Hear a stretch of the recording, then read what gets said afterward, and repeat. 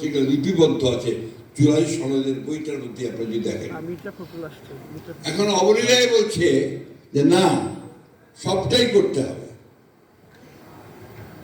আমরা তখনই কিন্তু আপনার প্রেস কনফারেন্স করে বলেছিলাম, যখন আমাদের chairman co chairman doctor Ali Riaz কমিশনের একটা রিপোর্ট দিলেন, সেখানে কতগুলো রিপোর্টের মধ্যে থাকলো যেটা আমরা একমত হইনি।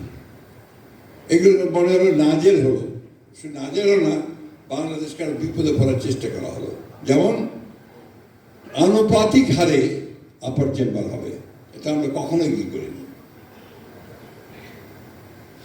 এই জিনিসগুলো এর মধ্যে আরো বিষয় আছে, অনেকগুলো বিষয় আছে যেগুলো আমরা একমত হইনি, সেগুলো তারা বলে দিল যে এগুলো হবে। আর এই নির্বাচনের পরে যারা নির্বাচিত হবেন তারা আপনার সংবিধান সংস্কার পরিষদ গঠন করবেন। আমরা এটার সঙ্গে একমত একেবারেই হইনি, কারণ এটা কোনো নজির নেই। নির্বাচন হবে, পার্লামেন্ট গঠন করবে, পার্লামেন্ট আপনি যে সংশোধন আনতে হবে সেই সংশোধন নিয়ে এসে সংবিধানকে পরিবর্তন করতে হবে। যাই হোক, আমি সেই বিতর্ক করার কথা এখানে বলতে আসিনি। আমি যেটা বলতে এসেছি আপনাদের কাছে, যারা জিয়া পরিষদ সদস্য আছেন, যারা জিয়া পরিষদ করছেন,